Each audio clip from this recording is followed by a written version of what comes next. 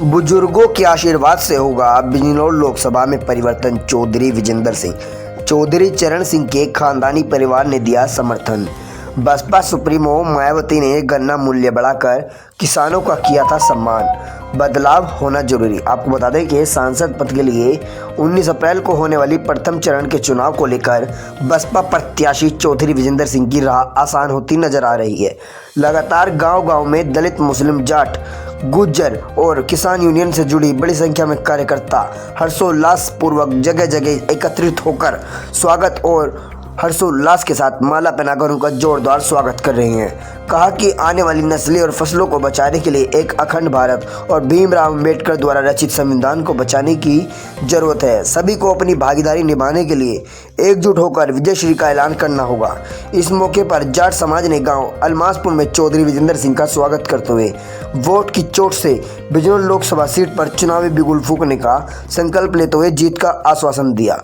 संबोधन बसपा प्रत्याशी चौधरी विजेंद्र सिंह। वंश गौतम की खास रिपोर्ट। उसी तरह खेत हमारी फैक्ट्री और जो फसल है वो है हमारा प्रोडक्ट। जब खेत हमारा, फसल हमारी, मेहनत हमारी, मजदूरी हमारी, तो वही रेट वो खुद तय करेंगे।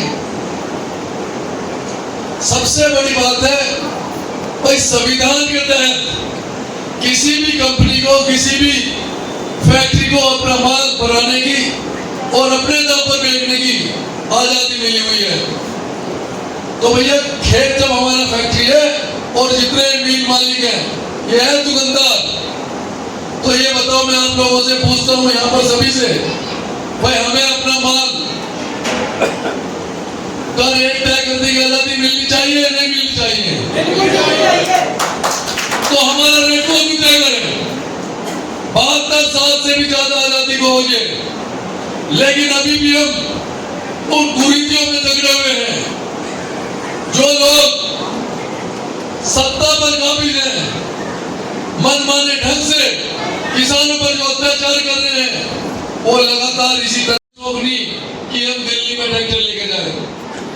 दिल्ली के नाम पर ट्रैक्टर से जो टैक्स वसूल कर रहे हो, वो दिल्ली का टैक्स लेना बंद कर दो, हम बिल्कुल नहीं जाएंगे।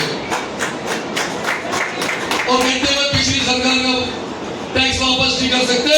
अरे 10 साल से तो तुम्हारी डबल इंजन की सरकार है, तुम 10 साल का जितना किसानों से टैक्स वसूला है, रोड टैक्स वसूला है, ट्रैक्टर के नाम पर जो दिल्ली का हिस्सा है वो वापस कर दो।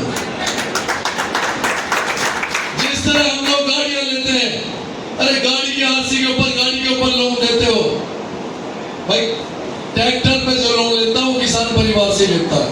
शहर का जो पूंजीपति लोग हैं वो ट्रैक्टर ना लेते ना, उनका ट्रैक्टर से कोई वास्ता। तो मैं कहता हूं, जब हम लोग ट्रैक्टर खरीदने जाते हैं तो हमसे हमारे बाप दादाओं की, हमारे पुरखों की जमीन गिरवी निकाली जाती है। जिस तरह तुम गाड़ियों पर लोन दे रहे हो, उसी तरह तुम ट्रैक्टर पे लोन दो।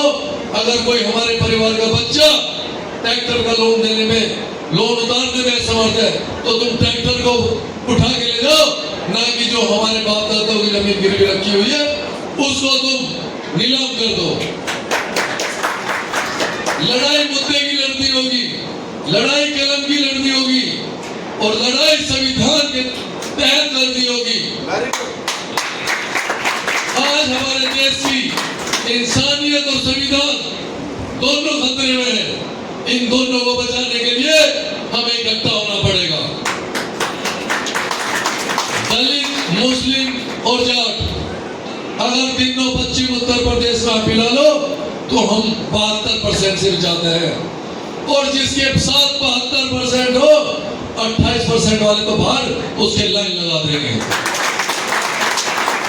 याद करो 2007 जब बहन कुमारी मायावती इस प्रदेश की मुखिया बनी, 40-40 रुपए करके 3 बार गन्ने के रेट बढ़ाए, 120 रुपए।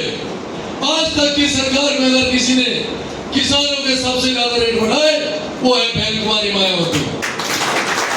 अगर किसी पे 10 बीघे जमीन है तो लगभग 11 लाख रुपए हमारे खातों में आ चुके हैं।